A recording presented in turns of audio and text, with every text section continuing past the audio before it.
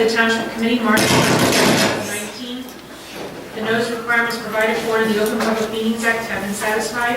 Notice of this meeting was properly given by transmission to the Star Ledger, the Independent, and the True River Times, and by posting at the Middletown Township Municipal Building and filing with the Township Clerk all on January 10, 2019. Committeeman Hilo. Here. Committeeman Sedambrino. Here. Committeeman Snell. Here. Deputy Mayor Fiore. Here. Mayor Perry. Here. Please rise for the Pledge of Allegiance. I pledge allegiance to the flag of the United States of America and to the republic for which it stands, one nation, under God, indivisible, with liberty and justice for all.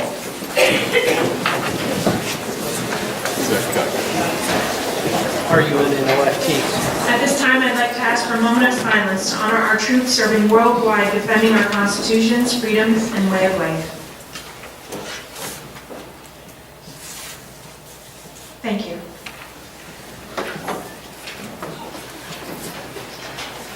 Our first item on tonight's agenda, we have proclamations for the record. I'll just read them by title. A proclamation recognizing April as Alcohol Awareness Month in Middletown Township. Also, a proclamation recognizing April 2019 as National Autism Awareness Month, and a proclamation for April 2019 as National Volunteer Month in Middletown, and a proclamation recognizing April as Organ Donor Awareness Month. Our next item on tonight's agenda, we have a presentation recognizing Middletown High School South Girls Varsity Basketball Team for winning the NJSIAA Central Jersey Group 4 State Championships.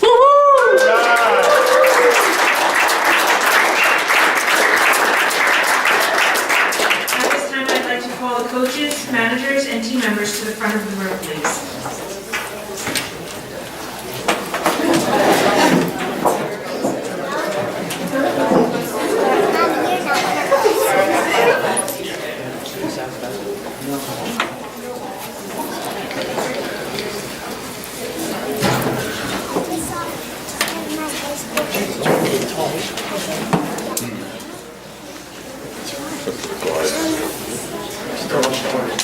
Yeah, it's not normal where somebody is taller than me, but come on down. But I can't see over.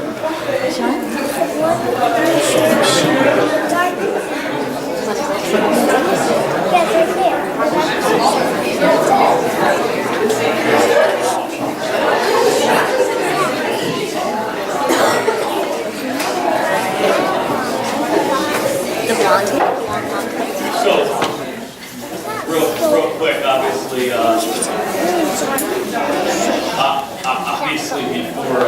before we snap all these photos and celebrate this state championship, first of all, congratulations on behalf of the Township Committee. March is Women's History Month, and you're making history, you made history, and you made Middletown history, and Middletown very proud. I'm honored to that you joined us here tonight with the entire Township Committee, and we couldn't be more proud of your coaches and of your teamwork. You didn't win the state championship as an individual, you won it as a team, and Middletown couldn't be more proud of you. So congratulations.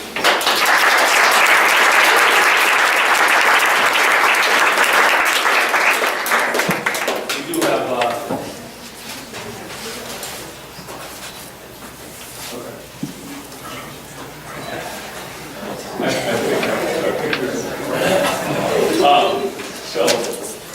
just quickly, I'll read one of these proclamations. We have a proclamation for everybody, a certificate for everybody, obviously. But it states, the Middletown Township Committee congratulates the Middletown High School South Girls Varsity Basketball team and coaches on winning the NJSIAA Central Jersey Group 4 State Championship on this day, the 18th of March, 2019. Congratulations to you all.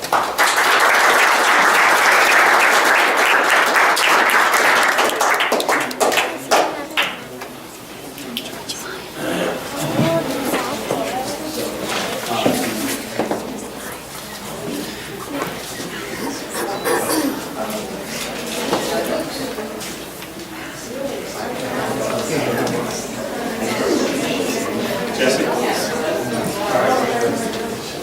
We can also take pictures.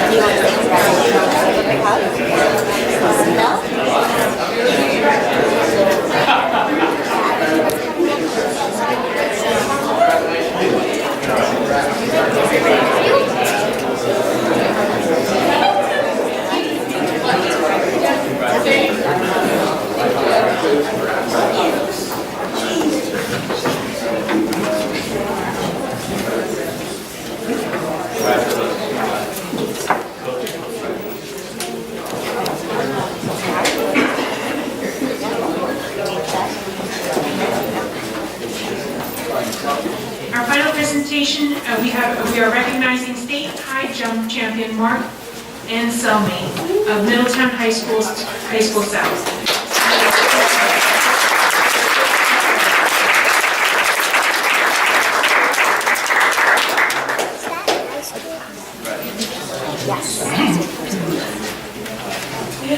Well, Mark, obviously, on behalf of this Township Committee, we want to congratulate you. We have a certificate here. I'll just read it quickly. It states that the Middletown Township would like to congratulate All-American high jumper Mark Anselmi for earning the NJSIA Meet of the Champions state title signed on this day, March 18, 2019. I just read on your, you committed to UPenn? Yes. All right, well, as a town graduate, I won't do that again. But congratulations. It states here, recently jumped at the New Balance National Championship in New York City, where he jumped 6'9" to improve his New Jersey #1 height, which was 6'8", and was an All-American jumper, which is designation for the top 6 in national competition.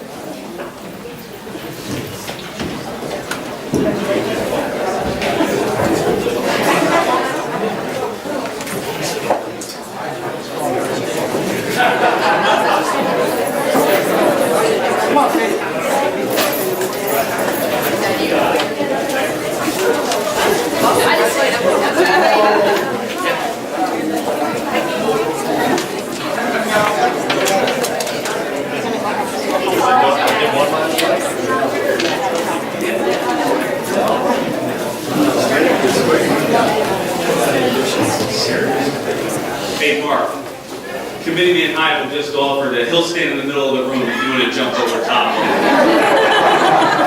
He's still mad. No one I've heard of. Great job.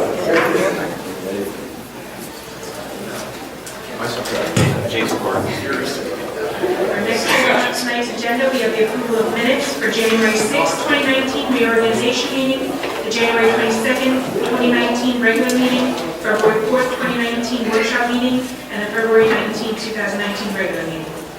Motion to approve. Second. Committeeman Heigl. Yes. Committeeman Sedambrino. Yes. Committeewoman Snell. Yes. Deputy Mayor Fiore. Yes. Mayor Perry. Yes. Motion carries to approve minutes.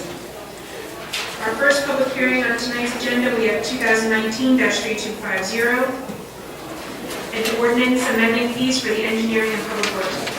Any member of the public wishing to speak on public ordinance number 2019-3250? Seeing no member, Leo.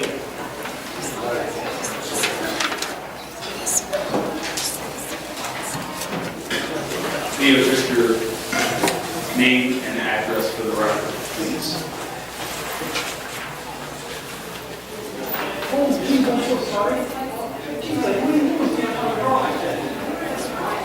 Here at stop at 121 Cranberry Court.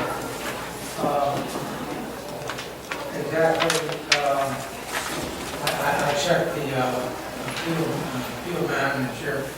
I couldn't find this ordinance. So I just had a question on. Can I use the microphone, Leo, please? Thank you.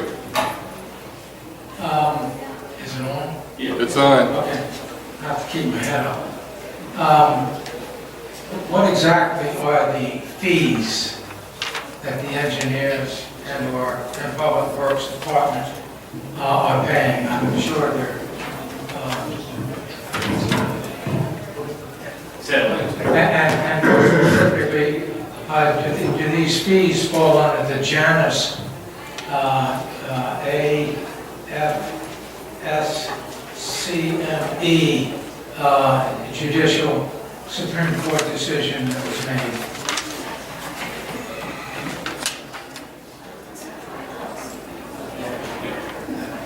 Leo, the fees are basically to cover the cost of various public works and engineering reviews and recycling items. Brush, we go to the recycling yard, we charge contractors to drop off brush at the yard. Leaves, they have a permit every year to drop off tires, various recycling items. And it also covers grading plant review fees, hazard review fees, road opening fees. Are these non-employed municipal or township employees? Yeah. So the Supreme Court ruling Janus versus the AF does not apply? That does not apply. These are all for township employees and are also not Okay, county fees. I'll be back because I want to ask some questions about that, and I think I don't have the time for it. Thank you, Leo. Okay. Any other member of the public wishing to speak on ordinance 2019-3250? Seeing no other member of the public stepping forward, motion to approve. Second. Committeeman Tydell. Yes. Committeeman Sedambrino. Yes. Committeewoman Snow. Yes. Deputy Mayor Fiore. Yes. Mayor Perry. Yes. Motion carries to pass this ordinance on second and final reading. Our next ordinance for public hearing. Tonight we have ordinance to exceed the municipal budget appropriations limit and to establish a cap bank. Any member of the public wishing to speak on ordinance 2019-3251? Seeing no member of the public stepping forward, motion to close the public portion and approve. Second. Committeeman Tydell. Yes. Committeeman Sedambrino. Yes. Committeewoman Snow. Yes. Deputy Mayor Fiore. Yes with comment. Mayor Perry. Yes. Motion carries to pass this ordinance on second and final reading. Just for the public's notification, this is just a procedural move that we have to do on an annual basis. It doesn't entail the fact that we have any intention of using cap bank or exceeding cap bank. So I don't want anyone to get the wrong impression of the budget, which will be introduced shortly within the next month or so, I suspect. But this is just strictly procedural.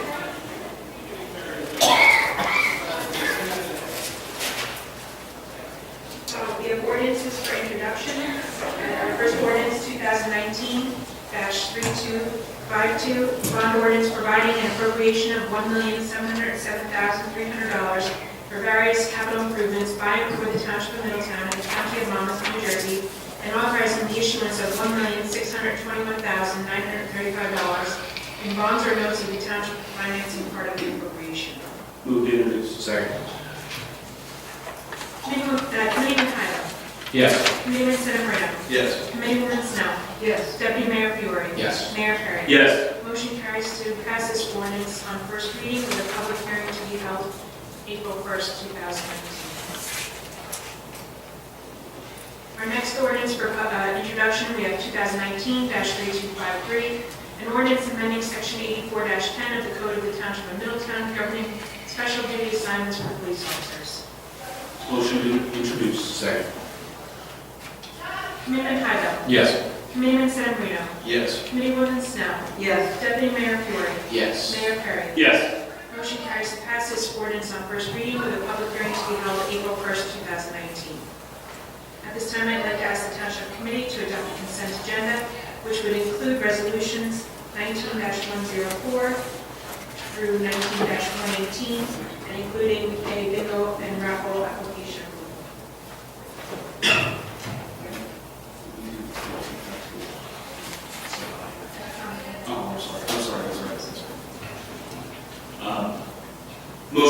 consent agenda. Second. Committeeman Tybell. Yes. Committeeman Sedambrino. Yes. Committeewoman Snow. Yes. Deputy Mayor Fiore. Yes. Mayor Perry. Yes. Motion carries to adopt the consent agenda. At this time, we have the Township Committee acting as the ABC issuing authority. A resolution for approval 19-119.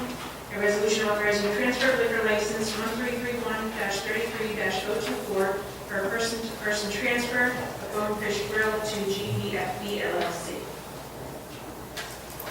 Motion to approve. Second. Committeeman Tybell. Yes. Committeeman Sedambrino. Yes. Committeewoman Snow. Yes. Deputy Mayor Fiore. Yes. Mayor Perry. Yes. Motion carries to adopt resolution 19-119.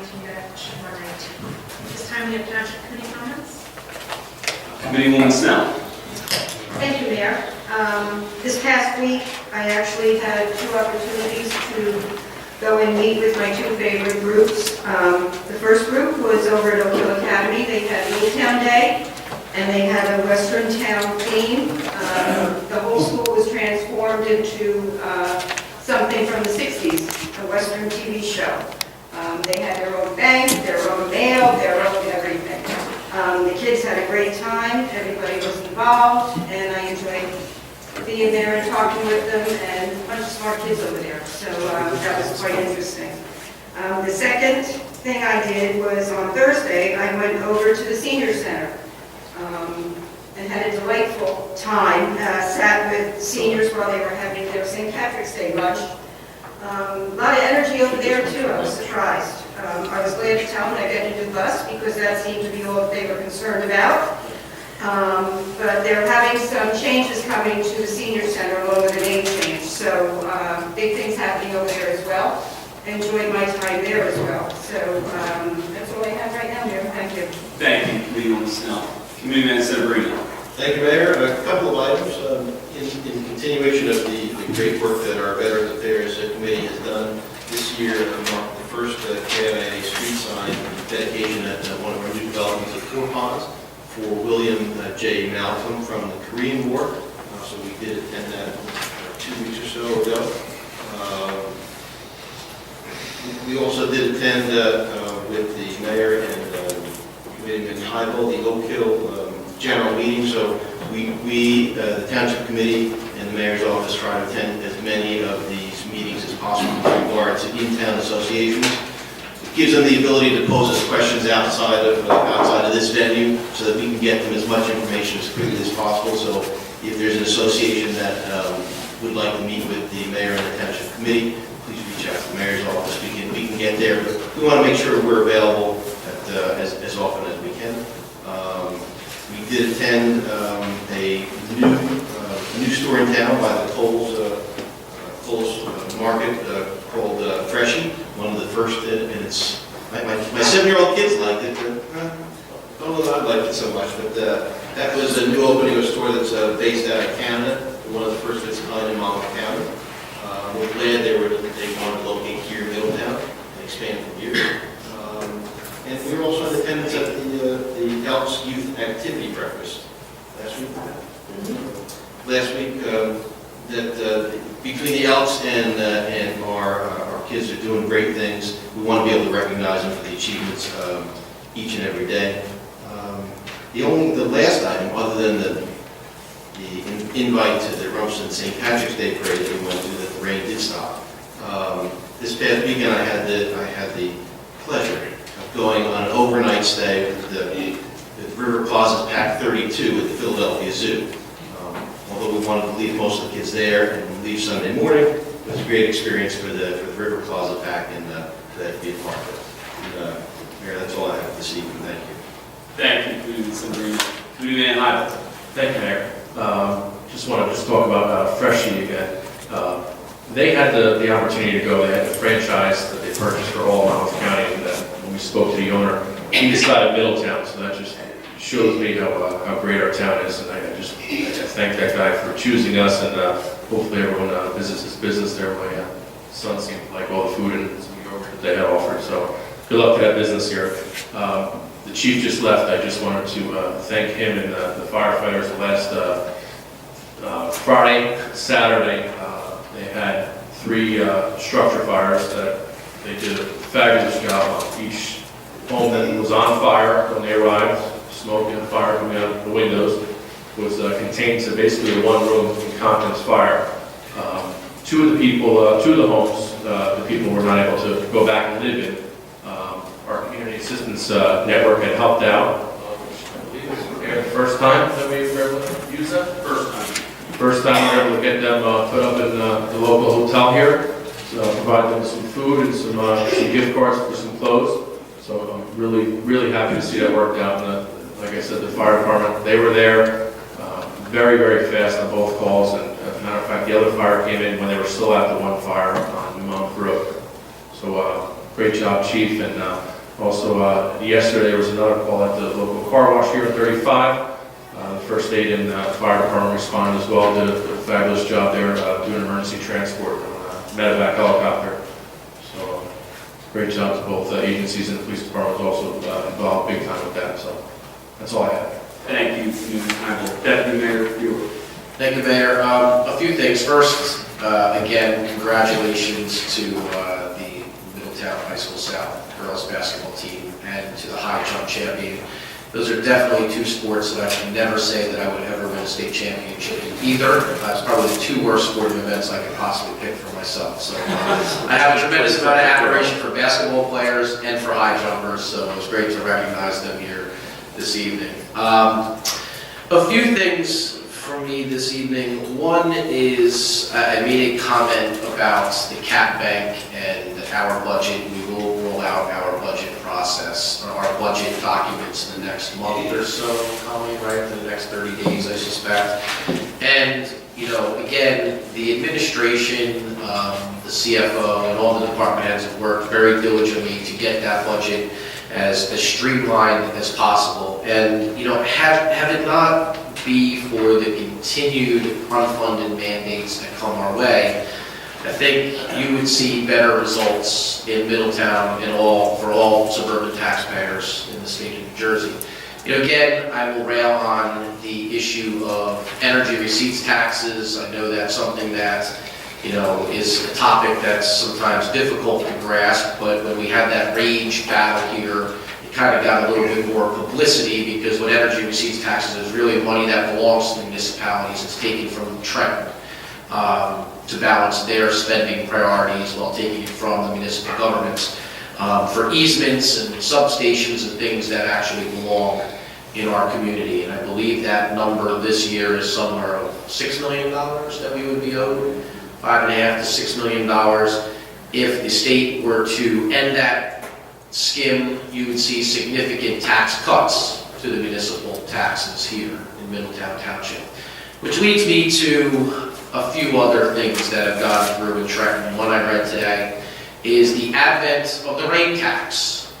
And that is something that won't necessarily impact our budget this year.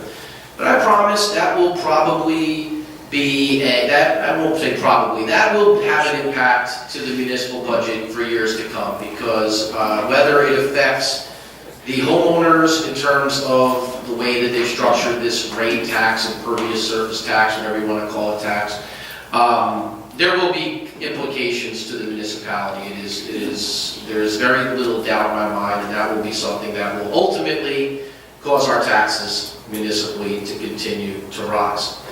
Which leads to the other great topic that you hear about in Trenton, right? You see tonight that we actually acted as the ABC authority for a liquor license transfer. But yet, the state, led by the governor, believes that, you know, the magic bullet will be legalized recreational marijuana. What I find interesting, and clearly we have an introduced ordinance which we didn't pass, and now I believe the law says if they get enough votes next week, we would have to pass a resolution to either comply or not comply, or opt out from the program.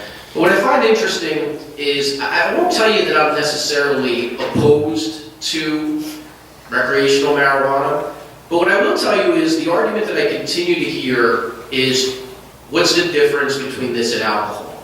Well, that's a question. I know Mayor Perry wrote a letter to the League of Municipalities on our behalf. That's a question I continue to ask Trent.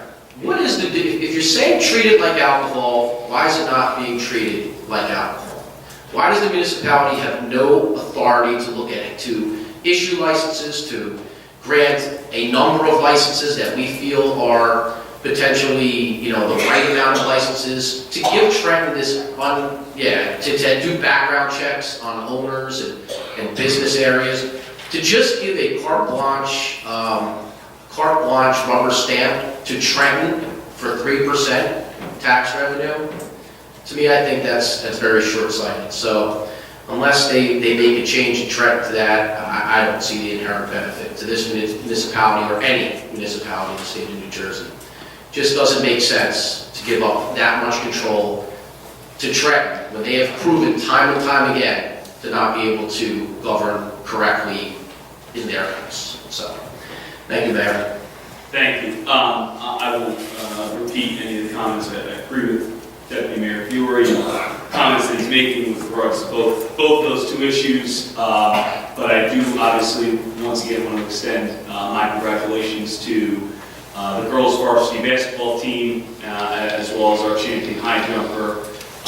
Both incredible feats. So congratulations to both of them. The chief was the fire chief, Steve Schweitzer, was here, and I know we get those notifications. I saw that we have fire calls, so, but obviously we want to thank him. The fire department was a part of this capital budget that we introduced tonight for a new engine for the fire department. So obviously we appreciate the chief working with us as we work through this capital budget.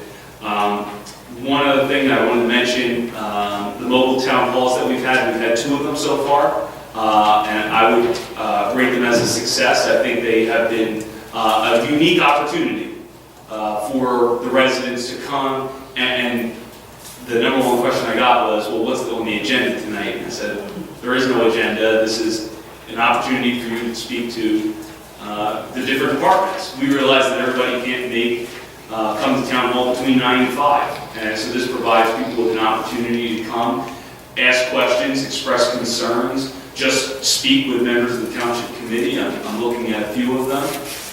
And it is a great opportunity. So there is one coming up this week at the VFW on Thursday, which I believe is the 21st, from 6 p.m. to 8 p.m. So I would encourage anyone that hasn't attended, if they have any desire to come over and just really sit down and talk with department heads, it really is a unique and great opportunity. The following week, after the 21st, I believe the 28th, will be our final mobile planning town hall, and that is at the Fairview EMS, same time frame. We did pass a resolution during the consent agenda tonight, speaking of budgets. Obviously, the state is working on their budget, and we did advocate tonight for an increase in the shore protection fund, which is obviously, we all remember the ramifications. I know Deputy Mayor Fiore does, as he was sitting in this chair during Superstorm Sandy and Irene, I believe. But this resolution, this legislation has been sitting around for quite a while, and it would increase the shore protection fund from $25 million to $50 million. The reason that that's important is it's a one-to-one match from the federal government, and obviously we all know the importance of dune structures and floodwater management for Middletown.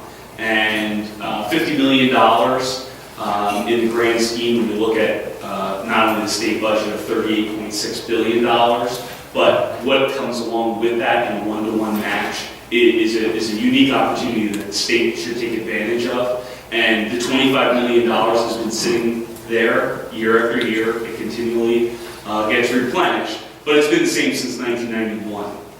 A lot has changed in that amount of time. So I think it's time. I appreciate my colleagues up here voting in support of that resolution, not only to go to our local legislative representation, but also to the Senate President and to the Speaker.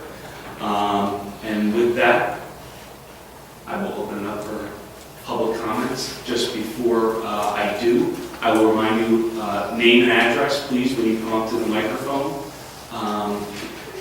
As you heard, please, if you want, you can take that microphone right off of that stand so that everyone can hear you clearly. But just your name and address for the record. Every person will be given 5 minutes. At the 4-minute mark, I'll just let you know that you have 1 minute left, so if you could kindly wrap up your comments. And with that, any member of the public wishing to make a comment? Yes, sir. Just remember, I was born before 1994. All right. You remember me? Yes, sir. I have 8 handouts, so you all can give it a once you say. Thank you. My name is Rich Harrigor. I live on 34 Highfield Road in Middletown. Hey, Tony, can you move that microphone? A little closer. Okay, how's that? The first one is thank the town council for their support of the crematorium. As you may or may not have known, the injunction was approved today by the court, so the planning board will not be hearing the application on Wednesday night. Also, while you were in executive session tonight, we all were on CBS News in New York, got 2 minutes describing how cemetery is trying to build a crematorium. The cemetery was not available for comment. So that was a pretty interesting little news piece. We get our website, you can take yourself. I'd like you all to consider this as just coaching and feedback for lessons learned that I've been finding in my research. Everything here is in the public domain or Oprah requests. Nothing that's top secret or confidential. First off, in our last meeting, there's a gentleman from the town that said that if the crematorium is not put in place, Fairview will run out of money. If you notice, the first attachment is from the State Cemetery Board. It says there's a 15% set aside for the trust account they must do for every plot that is sold. Fairview has passed an audit every year. Since this was put into effect, there was a Fairview in North Jersey that failed to re-audit. That's not our Fairview. Our Fairview is license number 75 on the website.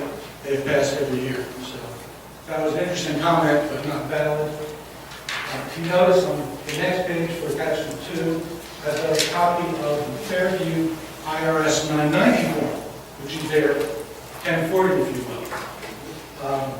They have $3.8 million of cash at the moment. So they definitely are well funded, and as such, it's pretty cool to see. Attachment 3 fits into the why, I believe, Fairview wants to have a crematorium. Attachment 3 lists multiple members of the board, either their spouses or their siblings, who have jobs at Fairview. You'll notice that there are 42% of the total salaries of the cemetery are these family members or spouses. Just say hypothetically, if there's no money in the cemetery, they can spend money on their family. That is nepotism. It's legal, but again, could be a reason why the cemetery is trying to go and do this. Unclear, but that's the indication that I have. Moving on, you will find that attachment 4, which you might decide to be State Cemetery, 2009. That is when he asked to go to crematorium with the state. So this has been going back 11 years now. Definitely not a new process or a new request for you. What's interesting, however, is that attachment number 5 from the cemetery board states that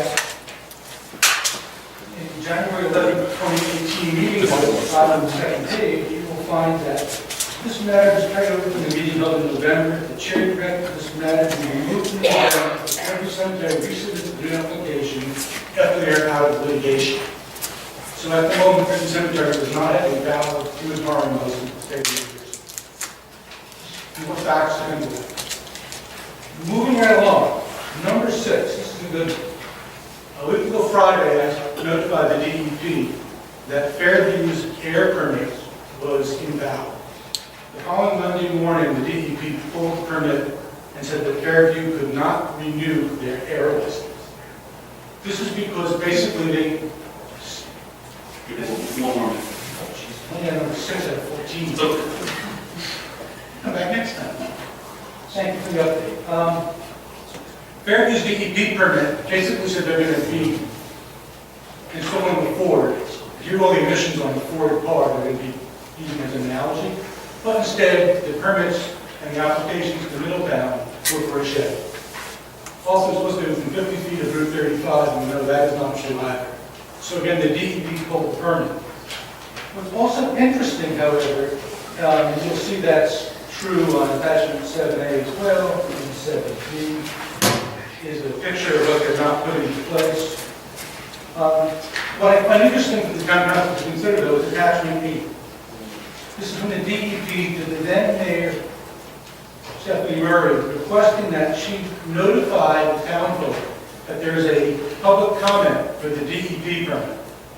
As far as I can tell from local request, that information was never cascaded to the citizens of Middletown Township. There was a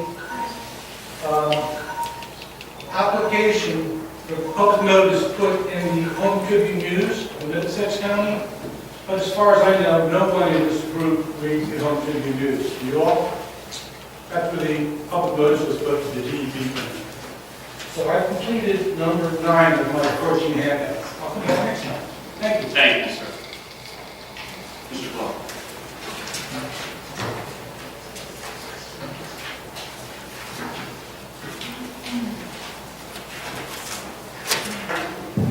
Andrew Clark, Ted Basketball Board. So first off, I'd like to thank you, and I'd also like to thank the planning board and the attorney for following and winning the injunction. It's a big step towards keeping Middletown safe and Middletown healthy. Clearly, this dangerous and toxic proposal with record. Building upon Rich, what he was talking about before, document number 12, if you want to refer to that, please, as well as document 13 and document 14. You can read through them at your own pleasure, but ultimately, this is a very dangerous, toxic, and scary proposal, and some of the documents that Rich provided clearly demonstrate how this would be a threat to our safety and our health in Middletown here. If built, this would be a threat to our own local economy, our health, and our quality of life, regardless of location, regardless if it's on Oak Hill Road or Route 35. But I'd just like to build upon what Rich was saying. Through the actions of our own group, it was clear that this Fairview Cemetery, who's proposing this dangerous toxic plan, had their DEP permits canceled due to inaccurate information, specifications not updated, and missing information. Additionally, New Jersey Department of Consumer Affairs was asking them for 11 specific pieces of information. They asked 11 questions. They were asking for more complete information to take care of that permit. And additionally, there was definitely problems with the cemetery board for their approval. So my question is, why would we grant permission to build and operate an incinerator in our town that would ultimately burn 12 hours a day, 6 days a week, if the Fairview Cemetery can't even properly complete paperwork and disclose the proper information on operation? So that's my question. Thank you very much. Thank you, sir.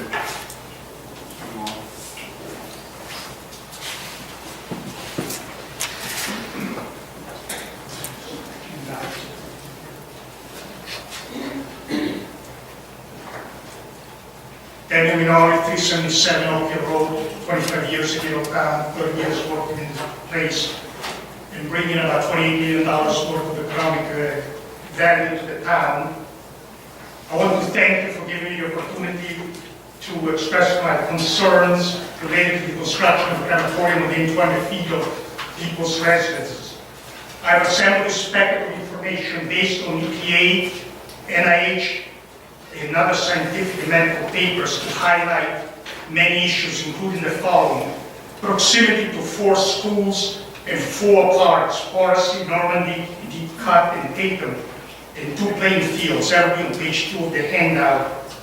Proximity to trains, tracks, with train running 24/7, often at 70 miles an hour. Toxins such as mercury, dioxin, and so on normally would cover a 6-mile radius. That's a standard EPA modeling. It's always 10 kilometers, 6 miles. But with the wind turbulence, will further aggravate the situation for the development of both north and south. On page 3 and 5 and the appendix, I demonstrate what that would kind of look like pictorially. Then the amount of mercury produced by the site using the latest EPA data, how many micrograms per person. So that's on page 6. The excess amount of mercury exposure compared to the permitted values by the World Health Organizations and so on, and the number of micrograms. Fortunately, we can all translate from micrograms to grams to pounds and so on, because we've gone to the good schools here in Middletown. It would expose infants 28 times the allotted value by international standards, using the latest EPA data on the number of grams or milligrams of the mercury per person, and 5 times the amount for childbearing or age women. So there's a calculation there on page 7 to 10. Then the medical dangers of pollutants from crematorium, especially mercury dioxide, nanoparticles, radiation, and cancer. That's on page 11 to 27. That's a hefty, long discussion there. All citing papers from the NIH. As a researcher, I never go to a standard website. I always go to the source of the data.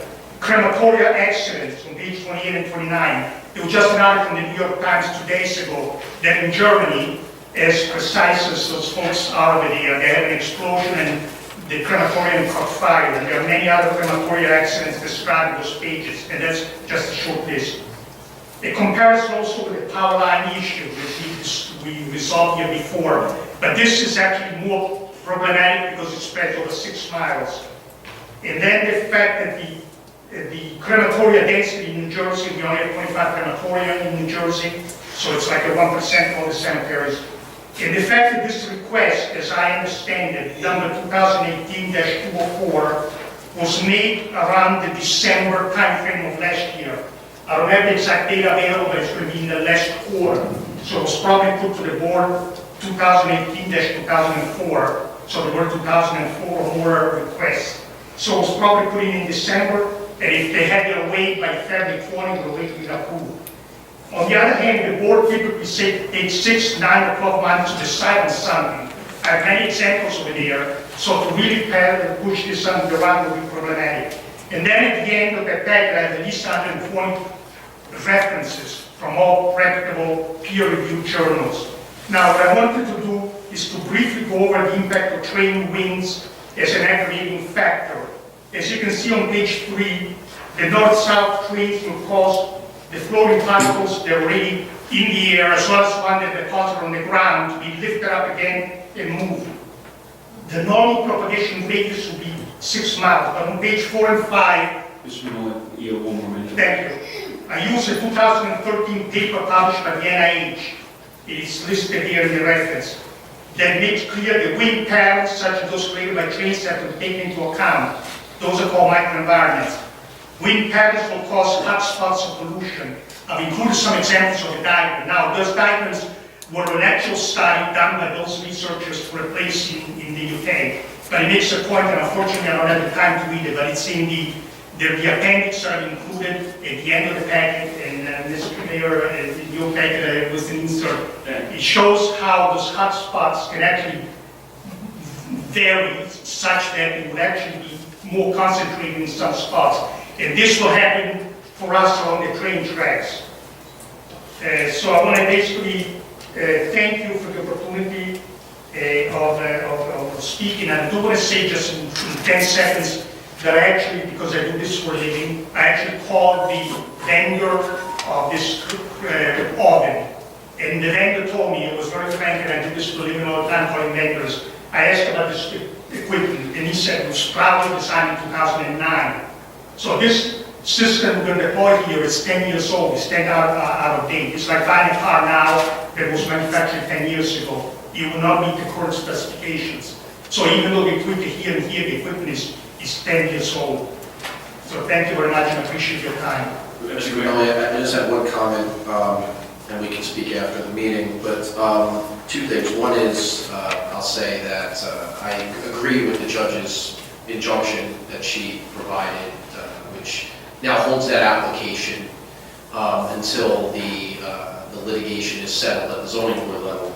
But just a comment, and I appreciate all the documents, I will review them all, but just a quick comment on page 32 of your documents here, and a point that you just made about the timing of an application and how things take 9 months versus 2 months.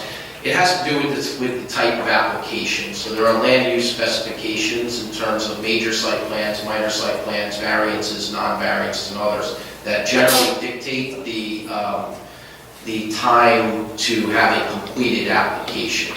So I don't want you to have the impression that this was pushed through within a 2-month time, fast track within a 2-month time period, because what I will tell you is, and you referenced this several times in your documents, that this seems to be fast tracked. It has nothing to do with a fast tracked application. It has everything to do with time of completion based on the application. That's standard land use practice.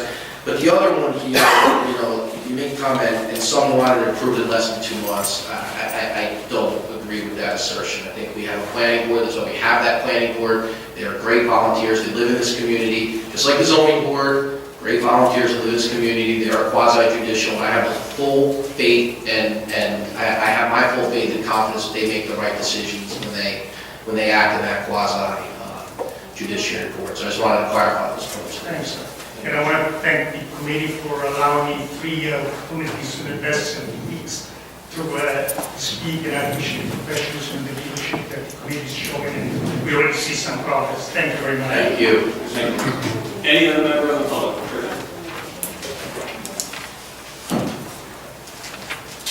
Good evening, Tricia McGuire, 49 Bloxwood Run. Proud to be on the record saying that I did both basketball and high jump in high school. Quite good at it. Thank you very much for letting me state that.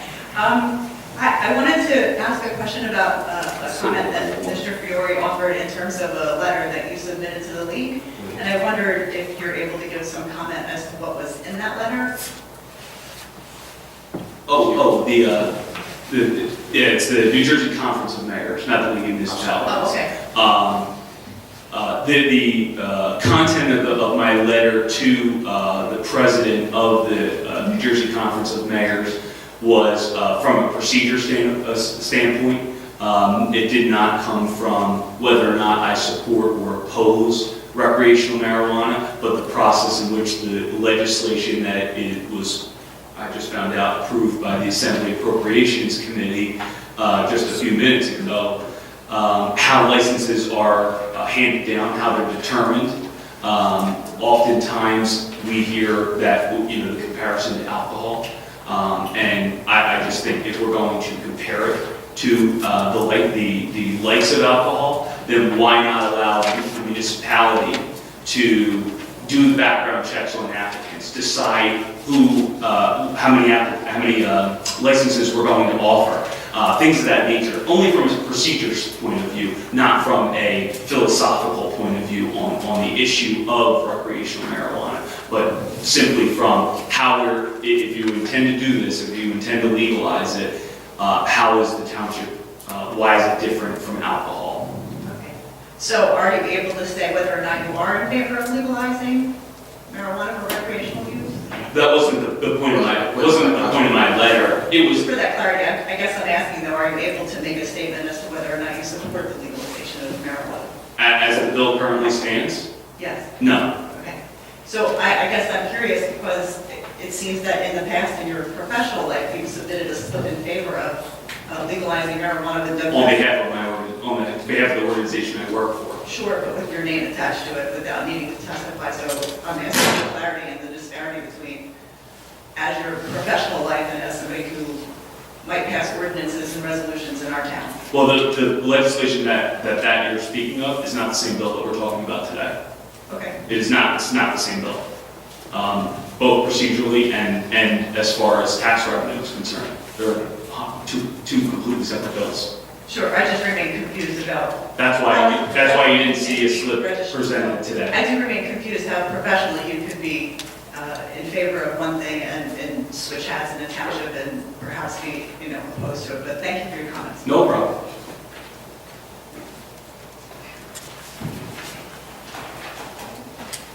Oh, you're next. All right. Yes, sir. Got a couple handouts. Sure.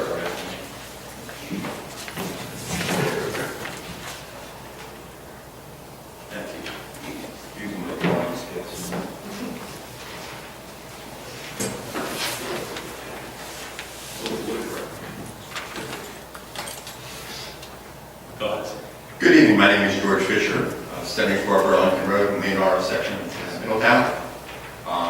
My family is the proud owners of 74 Burlington for 112 years.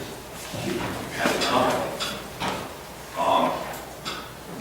We all need to be very proud of that section of town. What the state of New Jersey has done with the marina is absolutely amazing. We were just talking about Superstorm Sandy, and when you see the reconstruction and the beautification of around the marina and around the waterfront, it's just stunning. We should be very proud of what we have here. We are in the midst of a reconstruction of parts of the marina, which is on the Burlington Avenue. If you look at your maps, the house that we own is 74. It's on the corner of Concord and Burlington, and directly across the street is the State Marina. The house was built over a stream. Our house is built over a stream, which is the blue line that you see that runs diagonally across our property down to the corner and stops there, or what looks like stops there. In the construction of the original marina, pipes were run underneath Burlington Road, and the water from the stream ran into the marina.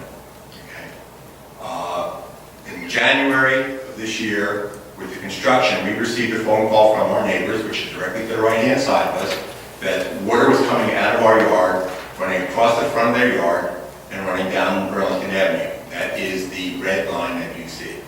Okay, their concerns were that it was during January, there was a lot of ice, they could not get out of their driveway, the construction had blocked the water from going down, so they had ice in front of their yard.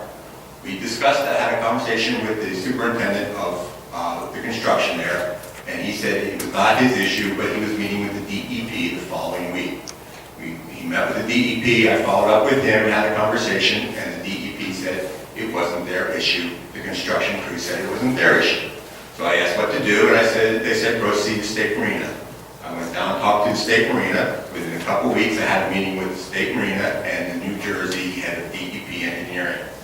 They said that their engineering maps did not show a pipe going through and underneath the things, and that they had nothing that they could do, but they understood because I showed them the issue. The water was continuing to flow, and it still flows to this point.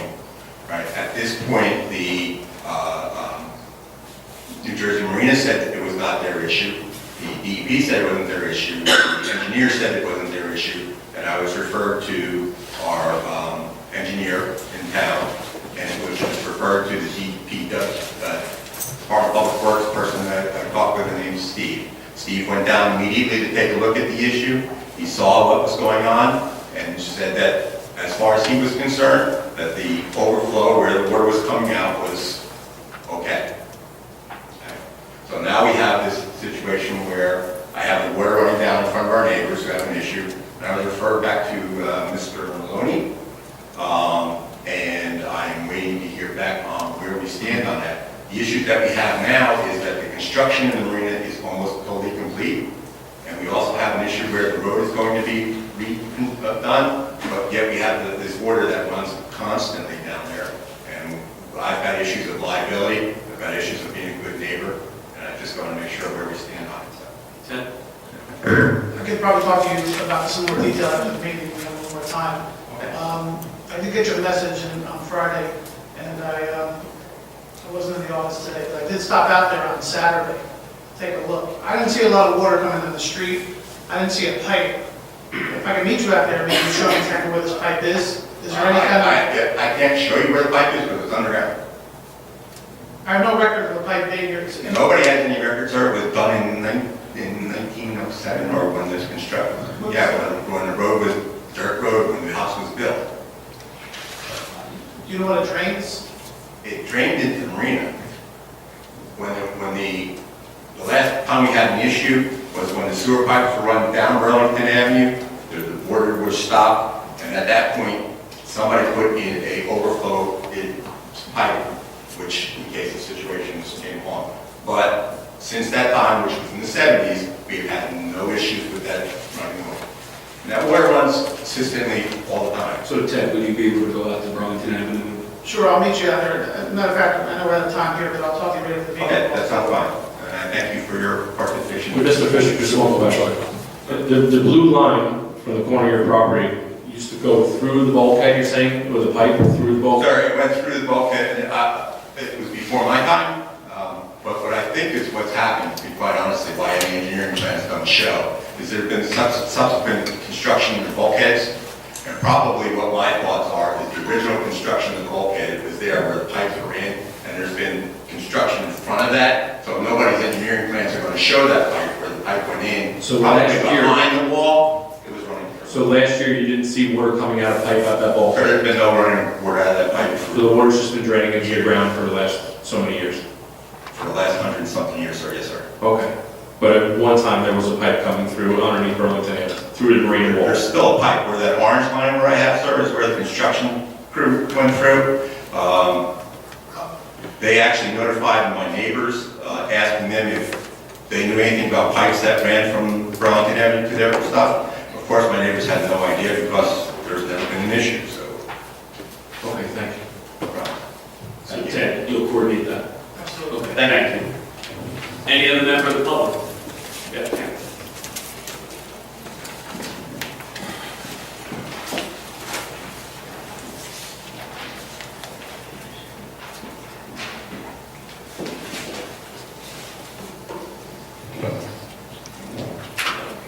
Pam Rogers, 35 Monroe Street, Red Bank. I don't know that this was specifically spoken about tonight, but I believe with the passing of the ordinance 2019-3250, amending fees for the Engineering and Public Works Department, that allows the Township Committee to eliminate the school board's administrative costs for security at our school events. During this very challenging budget season where the state has cut our funding significantly, our business administrator and superintendent have been digging deep to see how we can save money as a district. We, the Board of Education, I am the president of the Board of Education of Middletown, speaking on behalf of them.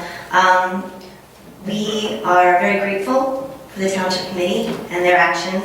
The fact that the Township has taken our request into consideration and reached out on our behalf significantly expresses the power and the growing potential of our community when we support our efforts to put our children first. And this gesture, combined with the Township's generous offer to allow us to use the Middletown Art Center for our dance program next year, speaks volumes to all who are listening. These kind actions prove to the board and our administration and all the public who attend our meetings and watch the videos of our meetings or read the minutes from our meetings that the Township Committee is serious about engaging in a true, equally beneficial relationship with the Board of Education and our administration. So, Mayor Perry, Deputy Mayor Fiore, Committeeman Santabrino, Committeewoman Snell, and Committeeman Heibel, on behalf of the Board of Education, I would like to thank you and look forward to a continued partnership that puts Middletown first. Thanks. Thanks, Pam. And we very much appreciate the comments, and the feeling is absolutely mutual. These have been great conversations that we've been having. We were fortunate to be able to figure out how to cut costs for you while simultaneously making sure that the township wasn't hit by a gap in funding at the same time. So I think it was great for everybody, both the Board of Education and, like you said, the work we've been doing, with the MAC and your utilization of that. It's been a pleasure, the conversation that's been had in the last few months. So thank you. Thank you. Thank you. Keep up the good work. Leo, you coming up? Yes. Okay.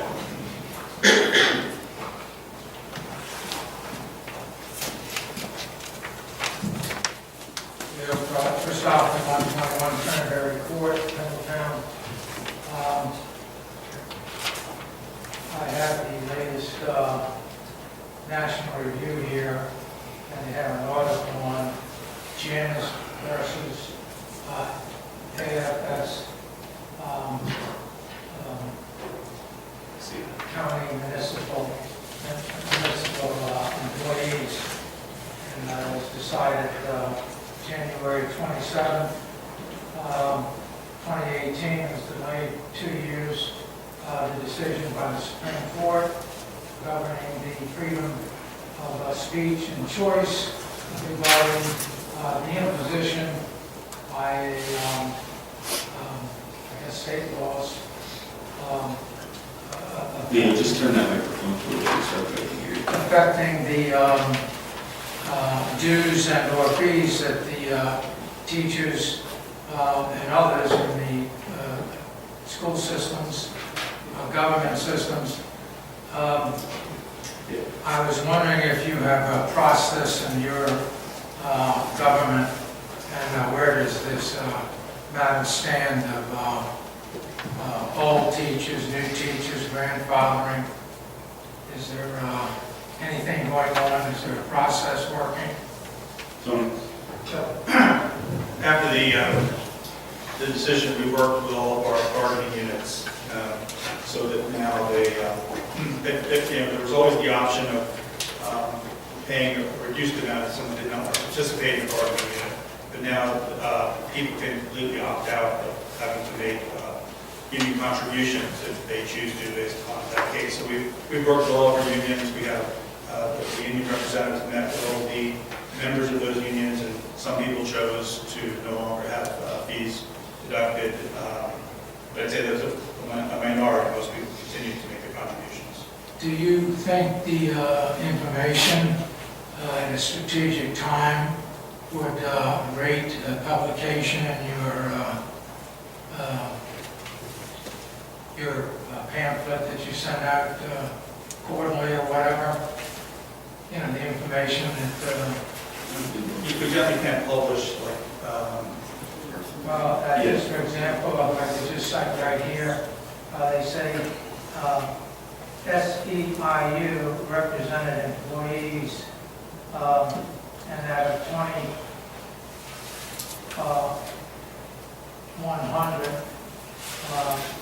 it's 6,820 have opted out. And this was this was before the turn of the year. So, in other words... I mean, we could, if the Township Committee asked us for the information, we could provide you with a percentage of people that could show to opt out, I suppose. That's about, I think, what we could do.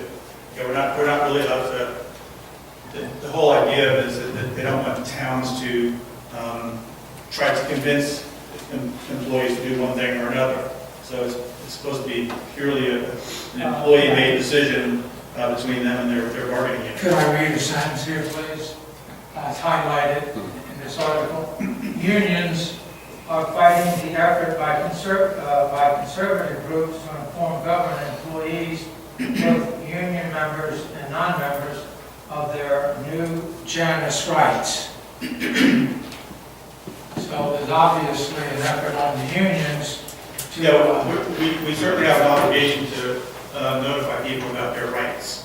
When the Supreme Court makes a decision, we respect the fact that employees have the right to live by and abide by that decision if they choose. But we're not allowed to sort of promote it and try to, convince more people to opt out. It's not how the program works. It's strictly a decision that a worker makes in conjunction with their union representatives.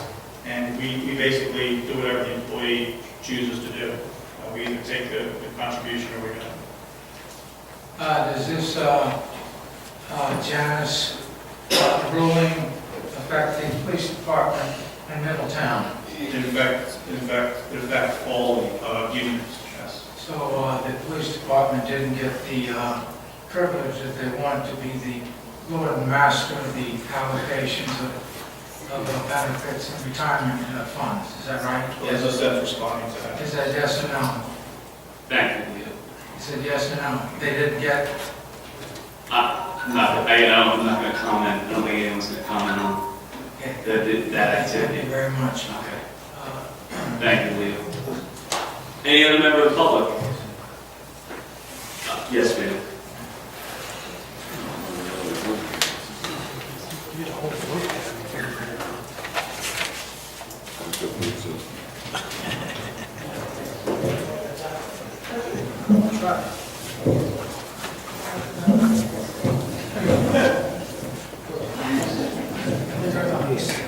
sometime again. My name is Patrice Nickus. I live at 5 Ivy Hill Road, and I'd like to revisit the crematorium issue. I noted what Committeeman Heigl said about how Middletown is such a nice town to live in, and I agree. And I'm very grateful that I was able to raise our children in such a nice, safe, healthy town. They went through the schools. In fact, they're out your age, Mayor. So they went through all the, the schools they went through, Nutswamp and Thompson and CBA and High Tech, and then they went away to college. And I was just so happy that I was able to have them here in this environment where I knew they would be safe.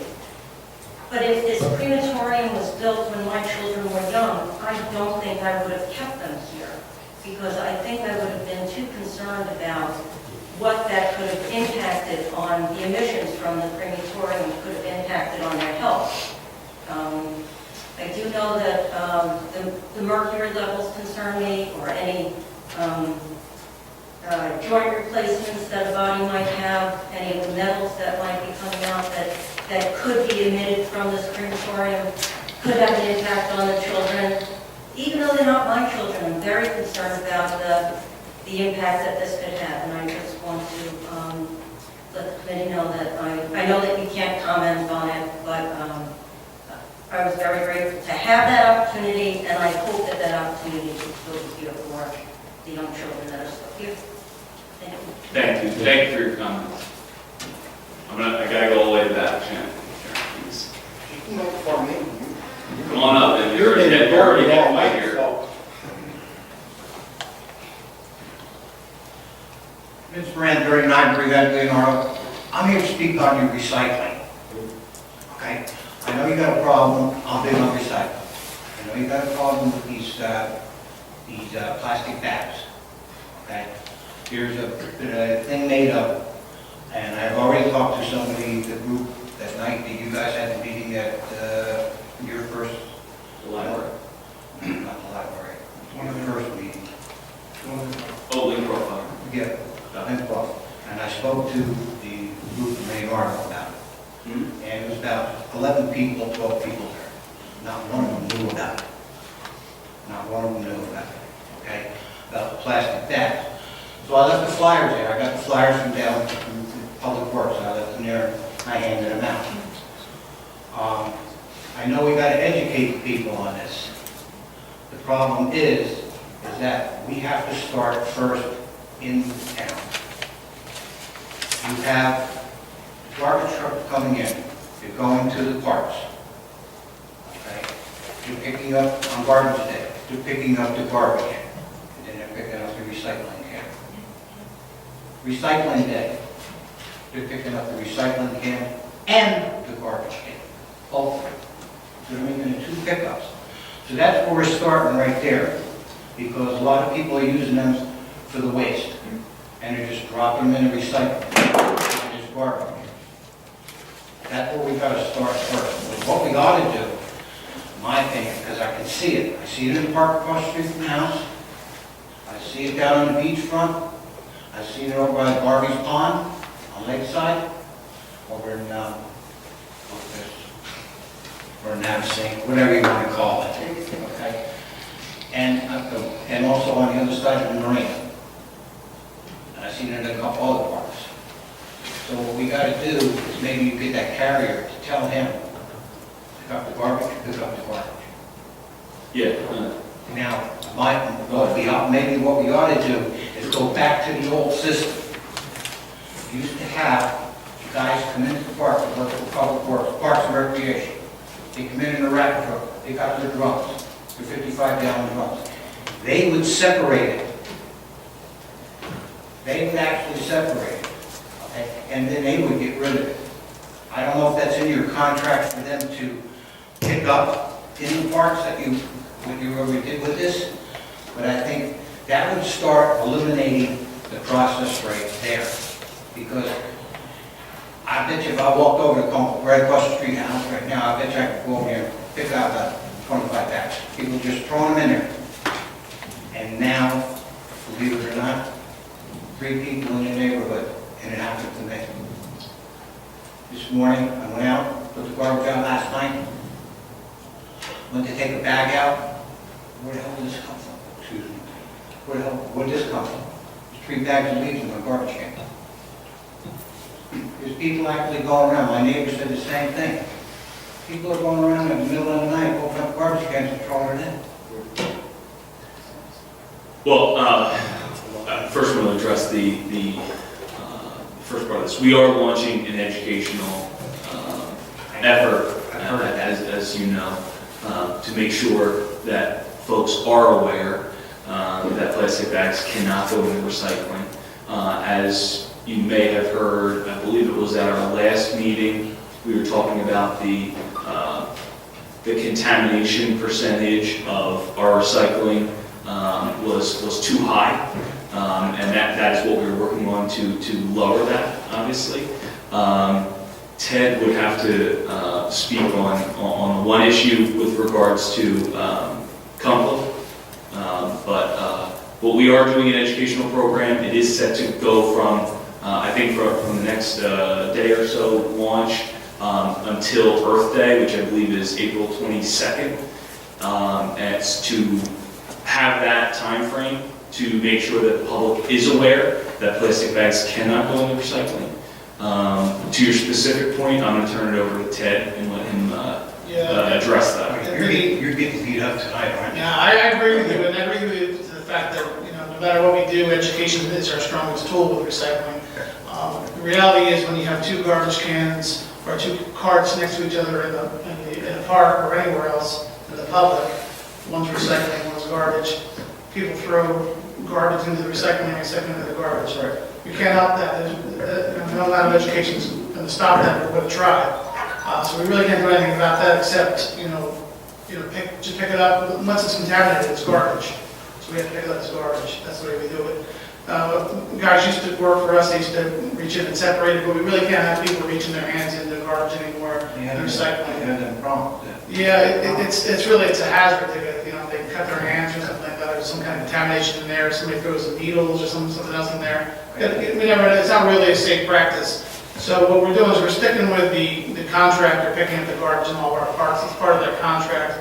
It's part of their obligation to do so under the contract. And it's much cheaper to have them do that township-wide than it is to have our own guys go do that when there's other things that we have them do. So that's kind of our technique, and the way we're going to stick with that. But education is going to hopefully tip the scales in terms of keeping the recycling and the garbage separated. And that's our goal. I agree with you 110%. One way, but the other way, it's like, okay, you're going to have them pick it up, it's in your contract, it's cheaper, like you say, it's cheaper. But it's not cheap. It's going to run us, cost us more in the long run because he's got all this stuff over here with the plastics, okay? Now he's got it bundled up. What's he going to do with it? He's got to pay to get rid of it. So what's he going to do come contract time? He's going to add the cost to you. The reality is that you're 100% right. The reality is that recycling is a nice thing to do, but it's no longer a profitable thing to do. And that's the sad part of recycling, right? Since the Chinese have decided to take the amount that they're willing to take in material to a very small, uncontaminated percentage, if you can look at any documentary, you can read any news article about the recycling industry, it's basically landfill material at this point. I mean, the only benefit that the township gets on this contract, aside from the green things that I agree with recycling, but from an economic perspective, the only benefit is that we're not paying tipping fees on the recycling material, right? It's everything else we're paying to get rid of it at this point. We're not making any money, we're just kind of picking it up for the sake of picking it up. So, yeah, the parks are an issue, but the real issue is at the 25,000 homeowner level, right? We got to tackle that first, because the parks are a finite issue that we can tackle. And if that was the amount of contamination we had and that was it, we'd be in really good shape. But, we've got to tackle the 25,000 first, and then we got to get to those park facilities, because if the 25,000 people don't all do it right, there's no value in the recycling anymore. It's landfill material. So we might as well just do 2 garbage pickups like that, right? I mean, it's just not it's just they're not gonna take it anymore. It's just going to fill I in. agree with you 110%. I know where you're coming from. Yeah. I know exactly where you're coming from. But We've gotten some complaints. It's kind of hard to, it's going to be kind of hard. I mean, we're trying to play up, they're not going to stop. We've had complaints about the fact that some of the haulers, some of the drivers, if there's a blue and black can at the same time, they will take them both. We've expressed that to the contractor, and I think that problem is just individual drivers tend to do that. I think they think they're being helpful, friendly. If there's two cans out, they're going to take them both. We told them we can't do that. We have recycling on recycling days and garbage on garbage days, and that's it. But as Deputy Mayor was saying, we have 43 parks where we have garbage cans. We have 22,000 households, so the amount of contamination that comes from those parks is less than 1/10 of 1% of all we collect. And so we really have to get the educational program started with the community, and we'll take care of making sure the contractors do the right thing at the parks and pick up only recycling when it's supposed to and garbage when it's supposed to. I gotta go to the next person, Ben. I know you want to say something, but I gotta go to the next person, all right? Bye. All right, see you later. Sharon.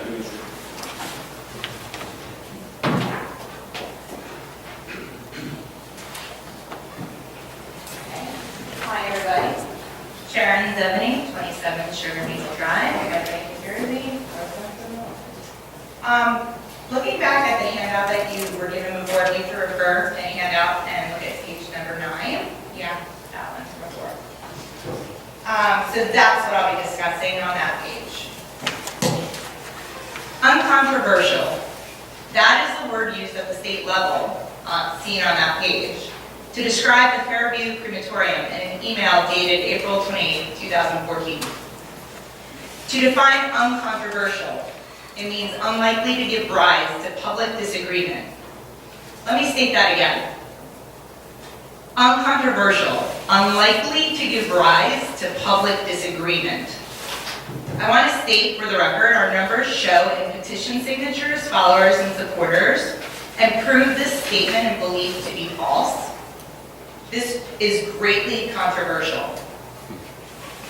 The Fairview crematorium plan will affect our homes, our economy, our children, and our health. So yeah, not uncontroversial. To address the part of the definition, unlikely to give rise to public disagreement, that would mean there would have had to have been a public discussion. As a resident, as someone in close vicinity, and as a Middletown taxpayer, I want to state that I was never notified, nor was I made aware of a public comment period for the first time around. I would also like to state that the application for the new site was submitted, as records show, to the building department in August of 2018. Again, residents were not made aware of this plan until letters went out 30 days in advance of the planning board meeting in February, 6 months later. Let me assure you, this is not uncontroversial, and we ask our representatives to make that known. Toxic, definition, poisonous, noxious, dangerous, environmentally unfriendly, deadly. There is an abundance of research and years of study to qualify this toxic definition. According to a study conducted by the North England Children's Cancer Research Fund spanning 37 years, rates of stillbirth were 4% higher and the risk of brain development issues were 5% higher among babies whose mothers live near a crematorium. It concluded that crematoriums are sources of harmful chemicals, including dioxins. It also concluded there were increased risks of spina bifida, heart defects, stillbirth, and other childhood abnormalities. There was an article in CNN as recent as 3 weeks ago about radiation contamination because of the leftover radioactive cancer treatment from the body being incinerated in an Arizona crematorium. I find it ironic that documentation, if you refer to handout number 11 on that stack of papers, it winds up being the wrong documentation, but that's what it was submitted by the ICE lawyer. It was submitted to the zoning board on July 7th of 2017, ensuring the environmental safety of the incineration unit, and it's a letter from Tom Kroll. Please note his signature. He's the Vice President of Sales and Marketing for Crematorium Systems Incorporated. As someone in a marketing field, I find this deeply disturbing because I know how marketing works. And I'm wondering, rhetorical question here, because I know you can't talk about this, where is the real environmental study? I want to lastly address a statement made last meeting by William Brunt. His statement was that this is business and our arguments on the other side are all emotion. I want to state for the record, this is all business for us as well. My investment in my home value is business. My tax-paying dollars are business. If I'm set to lose up to 20% on my home, that's almost $200,000. This is business and more. Just need one more minute. I appreciate that according to his statement, he wants to see the cemetery fund its upkeep, but I'd like to remind Mr. Brunt that the cemetery charges that the upfront for those costs and has $3 million in the bank according to public records for this purpose. As mentioned before, the town committee takes action, and that was mentioned by a previous speaker, and I appreciated to hear that the township committee takes action to put children first.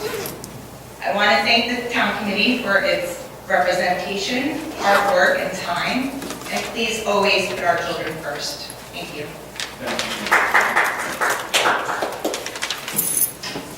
Any other member of the public? Seeing no other member of the public wishing to make a statement, move to close public portion and adjourn. Second. Yes. Yes. Yes. Yes. Have a good night, everybody.